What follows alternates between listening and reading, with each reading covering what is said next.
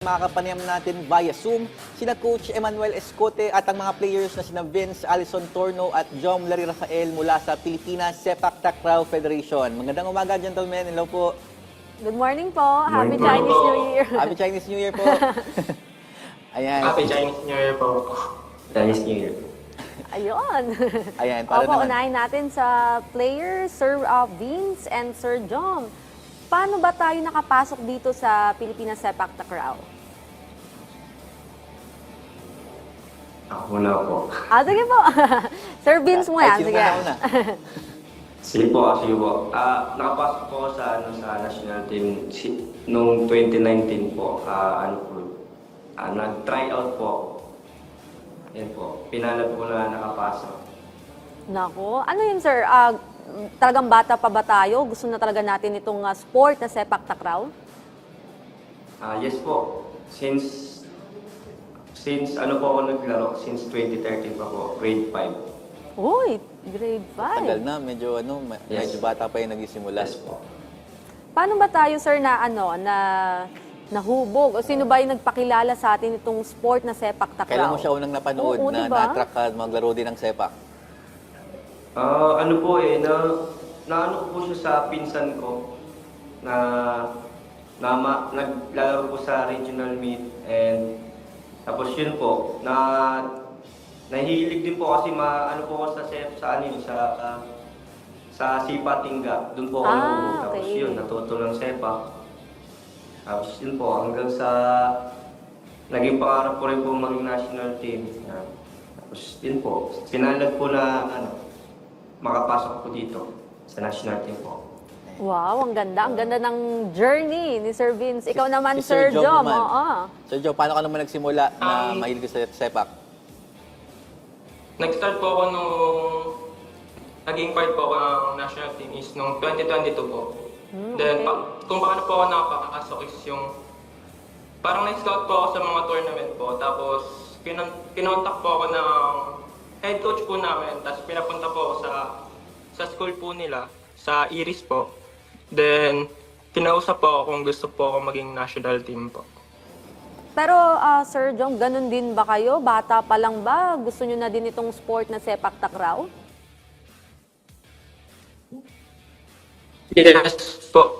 Since grade 6 po, 2016 po ako nag-start makaktakraw po. Talagang mga bata pa sila, timid da, no? Sa gusto ko Elementary. Yung sinabi niya ni Sir Vince, yung tingga pa lang, yung Oo. dati yung parang binabalot pa lang ng candy, tapos yung may parang may bakal. Doon sila nagsimula. Yun din talaga yung, baga parang gano'n din yung sepak, no? Kumbaga sa, sipa yun kung sa larong Pinoy, pero pag ginawa mo na siyang as a sport, sepak takraw Sepak na. Pero takraw. tanongin lang natin tong mga players, si Sir Vince and of course, si Sir Jom, may mga nababanggit kasi lagi, At nakanood rin ako ng laro ng sepak, mukhang hindi nga siya madali at considered as one of the hardest sport. Itong sepak takraw. Tingin nyo ba as players, as national team members, ano ba yung nagpapahirap dito sa sepak? Ano ba yung mga kailangan mong qualities para mag-qualify as a national team member sa sepak takraw? Una ka na, Sir Jom. So, for me po is, sa una po, mahirap po talaga yung paglalaro ng sepak takraw. Lalo-lalo na po, wala ka pong knowledge. Zero po talaga yung ano mo po, yung skills mo. Tapos pagkatagalan naman po is, masasanay ka po, tapos mamamaster mo po yung mga skills na kailangan po.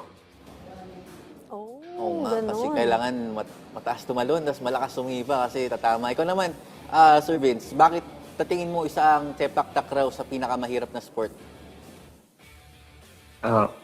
Sa akin po is kasi ang sepak po kasi is hindi lang isang taon, hindi lang 2 taon ang ginugugol diyan, ma'am.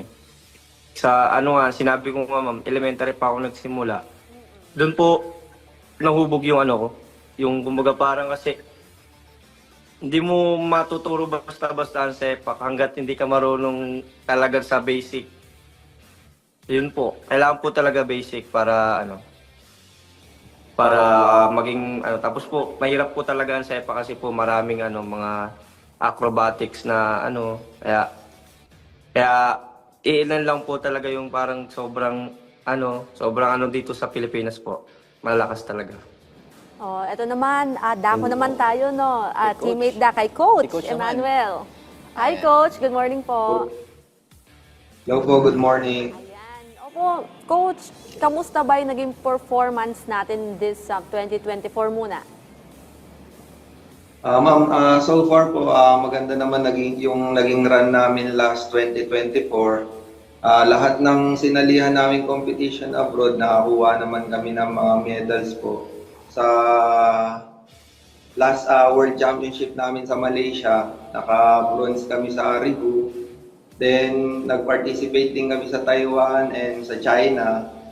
Naka-medal din po kami ng double bronze sa men's, sa women's. Maganda naman po yung mga naging run kasi yung mga pinadala po namin doon is mga bata po. Kaya nakikita namin na maganda po yung nagiging future ng sepak takraw ng Pilipinas kasi maraming nag-e-excel po na bata na pumapasok sa Pilipinas po. Ayun po. Opo, Coach, nung nakaraan nga po, nung nagkaroon tayo ng tryouts, at kamusta ba yung naging turnout po nito? Kasi yun nga, nabanggit nyo po na marami tayong mga podium finish last year and this year naman. Yes ma'am, sa tryout naman po namin, sobrang mahigpit po kasi ngayon yung president namin, si Ma'am Karen ma'am. Ayaw niya po na nagre-relax po yung mga national team. Kaya nag-conduct po kami ng tryout last November or October po ata yun. Bali may mga natanggal po sa national team and then may mga nakapasok po na mga bago na galing palarong pambansa ma'am. Ayun po. Wala po rin kami magagawa, ganun po talaga. Strictly po na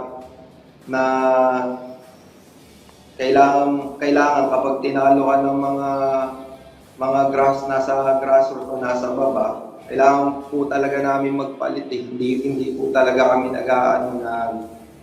nagsasabi sa kanila na mag-relax sila, ganun po.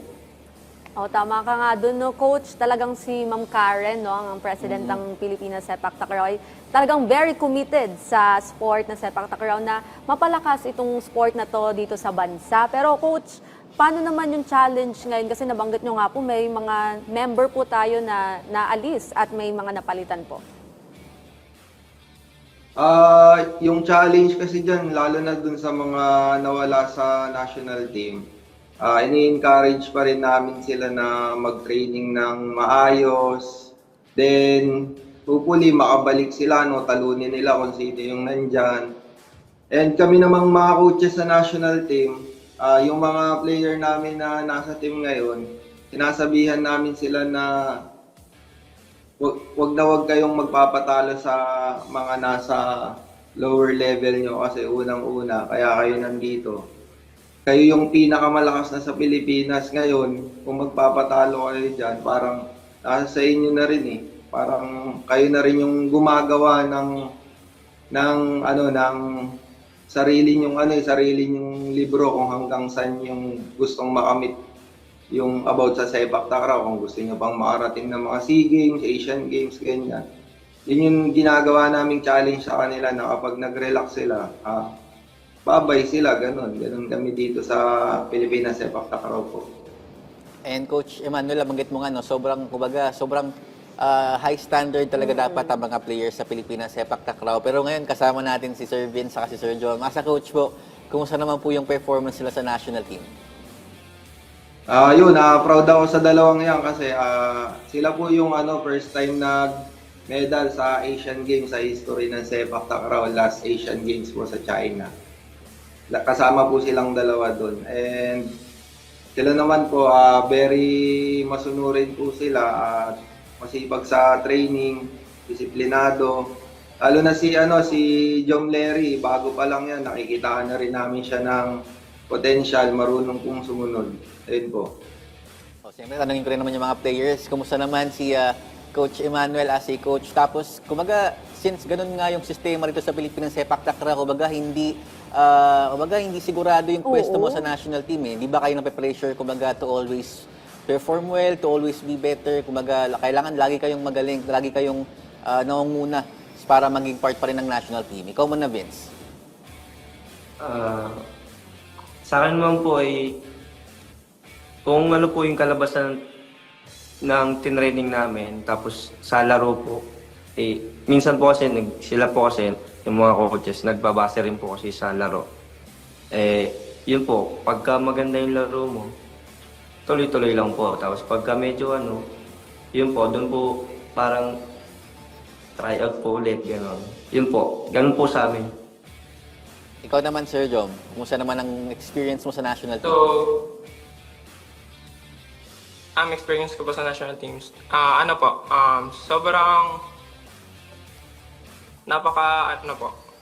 overwhelming na mapasama po sa national team. And yung mga experience ko po dito sa loob po ng Philippines Sepak Takraw is yung napakahirap po ng training, pero sa pangarap po is mas nagiging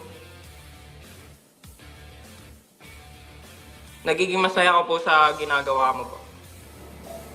Oo nga. Ayun, iba talaga kapag gusto mo at passionate ka dun sa ginagawa mo, no? Tama nga sila, teammate Da. And ito ngang Pilipinas Sepak Takraw, isa talaga yan sa namamayagpag pagdating sa Sepak Takraw, hindi lang dito sa Pilipinas, kundi talaga sa region din natin. Yes. At dito nga sa nakaraang Asian Games, no, naka-2 bronze tayo. Nabanggit na, 2 bronze Oo, medal. Part 2 sila bronze, nung team na yun. 2023. At historical yun, napaka makasaysayan yun. And ito nga, naging parte nga sila. Pero Coach Emmanuel, ano pa ba yung mga upcoming events naman natin this 2025? Bali ma'am, may mga pinaghahandaan po kami mga event ngayon. Sa May po, may Asian Cup po kami sa Malaysia. Sa July po, may World Championship kami sa Thailand. Then sa December po, kasama po kami sa Southeast Asian Games po sa Thailand din po. Opo, ngayon Coach, ano na yung paghahanda natin? Kasi ang dami nating nakapila pong tournament ngayon, taon. Yes po, bali ma'am, yung mga player po namin, nasa mga school po sila nagte-training. Karamihan po sa kanila nasa Iris po, sa Eulogio Amang Rodriguez po. Bali, karamihan po ma'am, doon nag-start ngayon ng training ngayong 2025 po. Hindi pa po kasi kami nakakabalik dito sa Rizal Memorial kasi po yung venue po namin is wala pa po eh. Ayun po. Okay po. Ayan, huli na lang. Para sa amin, Coach Emmanuel, and of course, sa players si Vince, and of course si Jom. Message na lang sa lahat din siyempre ng mga batang nanonood ngayon dito na siyempre gusto rin subukan itong sport ng sepak takraw at maging part niya ng national team someday. Ikaw muna, Coach. Sa lahat ng nangangarap na makapasok ng national team, no, mag-training lang kayo ng maayos. Paghirapan nyo lang yung pangarap nyo kung gusto nyo talaga. Laging tandaan na walang nakukuha sa madali. Lahat yan pinaghihirapan. Ayun. Kayo naman po, Sir Vince. Sa mga gustong maging national team, mag-training kayo na mag-training, tapos pagka may opportunity na, grab nyo agad, huwag nyo nang pakawalan pa. Ayun lang po. Ayun. Ikaw naman, Sir Jom. So, sa akin naman po is yung mga aspiring magiging national team po is yung mag-training lang po talaga tayo. Tapos, your time will come maging part po ng national team. Ayun, maraming salamat po, Coach. And sa ating mga players, ang gaganda ng mga ibinahagi nila. Talagang very inspiring kasi itong sepak takraw talagang growing na din ito eh. Maraming gustong sumabak niyan. Meron tayong mga grassroots program din about yan. Kaya naman, thank you very much po sa Maraming pagpapaunlak salamat po sa amin. Coach Emmanuel, and of course the players. Thank you po, ma'am, sir. Vince Alison Turno and Salamat Jom po. De Rafael. Opo. Good luck po, good luck. Good luck sa inyong mga tournament. Kaya naman,